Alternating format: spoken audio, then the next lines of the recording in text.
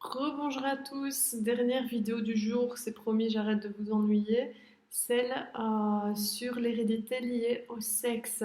Alors vous allez voir que, messieurs, eh bien, vous n'avez pas de chance jusque dans les gènes, d'accord? Donc vous allez voir que, une fois encore, la supériorité féminine n'est pas qu'une légende.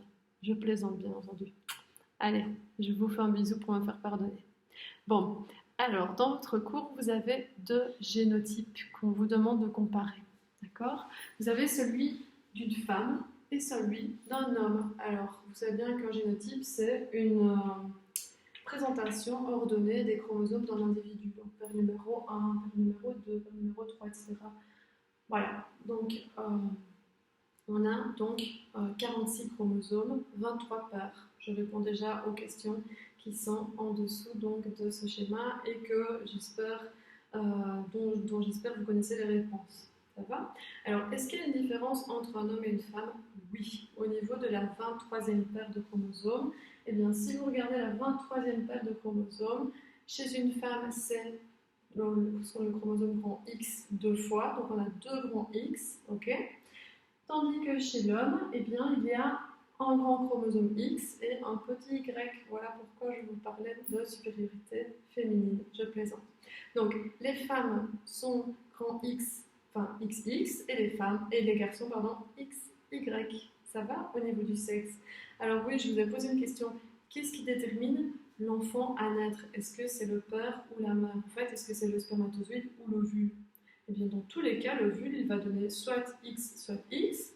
Donc, le spermatozoïde, lui, il peut donner soit X, soit Y. Donc, s'il donne X, on a une fille. S'il donne Y, on a un garçon. Ça va? Ou c'est pas pour ça que c'est les hommes qui décident. Attention. Alors, on a fait un croisement qu'un chercheur ici, Morgan, un chercheur américain très très très célèbre en génie génétique, a effectué avec des mouches. Lui, il étudiait les drosophiles. Alors, contrairement à Mendel, il n'y avait pas des fournisseurs de différents petits pois, il n'y avait pas de fournisseurs, enfin, pardon, il n'y avait pas de fournisseurs de différentes drosophiles. Donc, on a croisé entre elles pour obtenir un maximum de mutants, comme il appelait. D'accord? Donc, des drosophiles, ce sont des petites mouches du vinaigre. Si vous laissez des fruits traîner un petit peu, vous allez voir des petites mouches apparaître. Et bien, ce sont ces toutes petites mouches-là qu'il a étudiées et qu'il a regardées au microscope.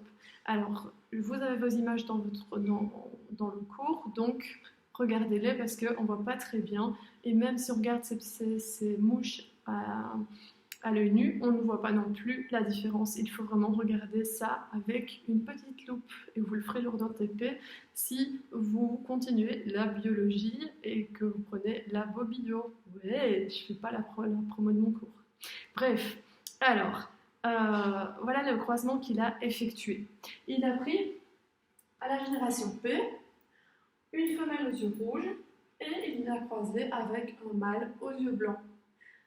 Il a obtenu, n'oubliez pas qu'on n'est plus avec des petits points, donc on doit faire attention à ce qu'on croise, donc au sexe, ok? On ne peut pas croiser deux mâles ensemble ou deux femelles ensemble. Ça va, c'est plus comme chez les plantes. Donc, une femelle aux yeux rouges, un mâle aux yeux blancs. Et en génération F1, il obtient 50% de mâles, 50% de femelles, et toutes plutôt, ont les yeux rouges, ok?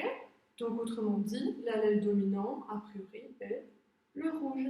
Et l'allèle récessif est le blanc. Alors, deuxième génération, eh bien, il croise donc forcément une mouche femelle avec une mouche mâle aux yeux rouges et il obtient 50% de femelles, 50% de mâles.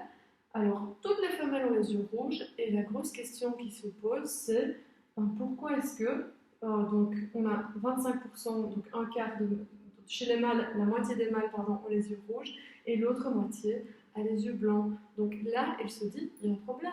Pourquoi est-ce que les mâles, il n'y a que les mâles qui sont touchés par cette anomalie, par cette mutation? Ça va? Donc, il se pose beaucoup de questions et il étudie les chromosomes sexuels. Alors, je vous ai montré que les chromosomes sexuels, donc pour X, c'était un grand chromosome qui contient des milliers de gènes, tandis que Y eh bien, ne contient que très peu de gènes, une septantaine, chez les drosophiles. Donc en fait, eh bien, les femelles qui sont XX ont des gènes en double exemplaire, contrairement aux mâles qui sont XY et qui n'ont rien sur le Y. Donc si je dessine les chromosomes, je vais dessiner X pour une femelle. Je vais dessiner XX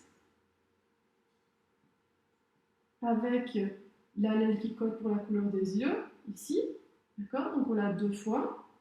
Tandis que chez un mâle,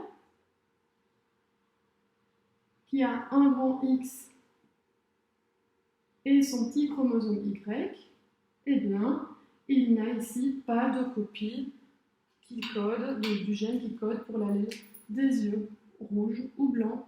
Donc, il n'a qu'un exemplaire du gène qui code, donc de l'allèle, soit des yeux bleus, soit des yeux blancs. Ça va? Donc, d'abord dans le cours, comment est-ce que Mendel aurait interprété ça? Je vous l'ai dit tout à l'heure, il aurait dit que le rouge dominait les yeux blancs, ça, il ne se serait pas trompé, et il aurait fait un croisement grand R avec petit r, et il aurait obtenu 100% de mouches grand R, petit r, donc aux yeux rouges. Mais la question qui se pose ici, c'est pourquoi les mâles sont-ils les seuls touchés par cette anomalie des yeux blancs? Eh bien, c'est lié à ce fameux chromosome Y auquel il manque beaucoup d'allèles. D'accord? Donc, je vais essayer de vous expliquer ce croisement en mettant les génotypes ici à côté. Donc, il faut penser à chaque fois que la femelle est XX et que le mâle est XY et qu'il n'y a rien sur Y. Ok? Donc, les femelles aux yeux rouges dans la génération P, elles sont de lignée pure. Hein. Donc, elles sont X grand R, X grand R. Alors, n'oubliez pas, grand R, c'est l'allèle rouge dominant, et petit r, c'est l'allèle blanc qui est récessif. Donc, elles sont X grand R, X grand R. Les mâles, c'est XY. Donc, X, Y. Comme ils ont les yeux blancs, eh bien, on peut dire que le X porte l'allèle petit r. Et Y, attention, ne porte rien du tout. Il n'y a pas d'allèle de la couleur des yeux sur le Y. D'accord? Donc, si on fait ce premier croisement, eh bien, donc on fait X grand R, la mouche, donc X grand R, la femelle, fois, alors là, j'entre le fois pour ne pas qu'on pense que c'est un X, le mâle aux yeux blancs, donc X petit r, Y, eh bien, je fais le tableau des gamètes. Je vais mettre ici où se trouve la femelle et où se trouve le mâle. Hops. La femelle se trouve ici en dessous. Et donc, elle va donner dans tous ces gamètes X grand R. Le mâle que je vais mettre ici au-dessus peut donner soit X grand R, soit X petit r, pardon, soit Y. J'aurai donc ici X grand R, X petit r. Et ici, X grand R, Y. Donc, si j'analyse ça, ça c'est la F1. Eh bien, les mouches qui sont X grand R, X petit r, ce sont des femelles. Donc 50%, moitié-moitié, hein, femelles aux yeux rouges.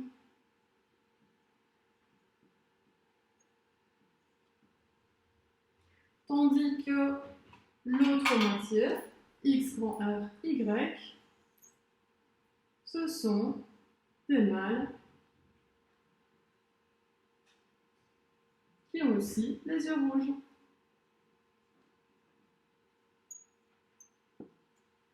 Ça va? Oups. Voilà. J'espère que vous voyez. Donc, je continue ici. Oups. Je ne vais pas tout décaler. Donc, ici, les femelles que j'ai obtenues, donc les femelles aux yeux rouges que j'ai obtenues en F1, on vient de voir qu'elles étaient en fait hétérozygotes. Elles sont X grand R, X petit r. les mâles, en revanche, eh bien, ils sont X grand R, Y. Donc ça, c'était notre F1. Je vais effacer notre F1 parce que sinon, je n'aurai pas assez de place pour faire la F2. Ça va? Mais vous savez que, donc, en F1, on a obtenu des femelles X grand R, X petit r et des mâles X grand R, Y.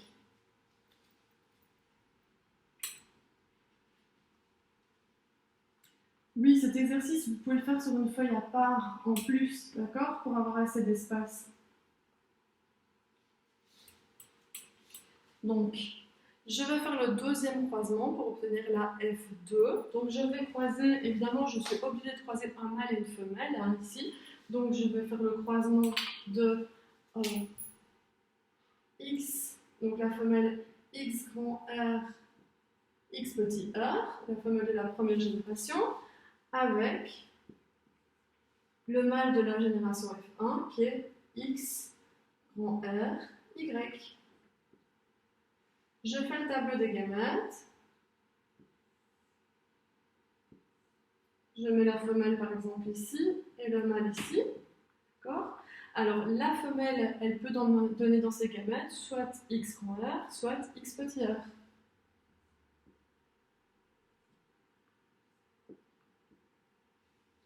Et le mâle, qu'est-ce qu'il peut donner dans ses gamètes? Eh bien, soit X grand R, soit Y.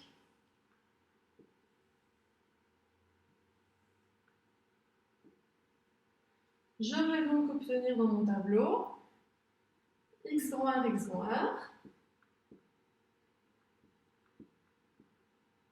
Ici, X grand R, Y. Ici, X grand R, X petit r. Et enfin, X. Je sais pas ce qui se passe. Ah, si, je sais. Excusez-moi. Hop. Sorry. Voilà. C'est l'ordi qui s'est mis en veille. Donc voilà. Ici, X petit r, Y.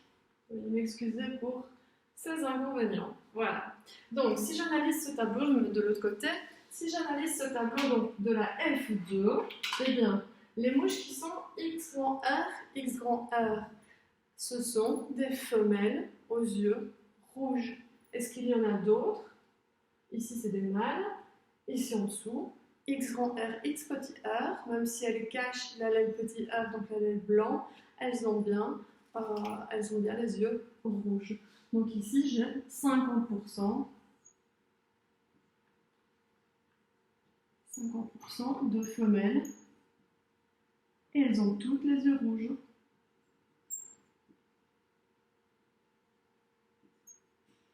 Et si vous regardez, c'est bien ce que Morgan a obtenu. Donc les mouches qui sont ici, elles sont soit la moitié sont X grand R, X grand R, et l'autre moitié est X grand R, X petit r. J'espère que vous avez compris. Alors, toujours dans mon tableau, si je regarde X grand R, Y, X grand R, Y, eh bien ça me donne quoi? Ça me donne des mâles aux yeux rouges. Hop, ouais, des mâles aux yeux rouges. Je vais juste mettre rouge. Ok? Des mâles aux yeux rouges. Et donc j'ai un quart de mâles aux yeux rouges. Ici on est en F2. Hein. Je ne sais pas où l'écrire, je ne sais plus où me mettre. Voilà. Ça va? Donc, ces mâles aux yeux rouges, eh bien, les voici. Un quart. Donc, ils ont le génotype A, X grand R, oui. Y. Je vois que j'ai effacé, que mon grand R, il n'est pas super bien fait et je dois avoir un petit doute. Mais c'est bon, voilà. Alors, dernière chose à analyser dans ce tableau, eh bien, vous voyez ici qu'on a finalement des mouches X petit r, Y. Eh bien, ça nous donne donc des mâles aux yeux blancs. quart. Donc les mâles aux yeux blancs qu'on a obtenus ici, eh bien, ils sont X petit r, Y. Ça va? J'espère que vous avez compris la leçon, que c'est pas trop compliqué, comme ça par vidéoconférence. J'espère que vous avez compris. Ça, c'est l'hérédité liée au sexe. Donc, on parle d'une anomalie gonosomique, donc qui touche le sexe, qui touche plus souvent d'ailleurs les mâles que les femelles. C'est le cas aussi, par exemple, chez l'être humain de la calvitie, donc le fait d'être chauve, c'est beaucoup plus fréquent chez les hommes. Du daltonisme également, donc le daltonisme, c'est quand on ne voit pas bien les couleurs, ou bien de l'hémophilie, donc le fait de saigner sans pouvoir coaguler. Eh bien, tout ça, c'est des maladies gonosomiques, donc liées au fait que le chromosome Y étant petit, il n'y a pas tous les allèles qui se trouvent sur le X. Voilà, je vous embrasse très fort et j'espère que vous avez compris. Je comptais faire une dernière vidéo, je comptais continuer cette vidéo, donc je vais en faire une dernière pour ne pas que ce soit trop long. Je vous embrasse. Bon courage.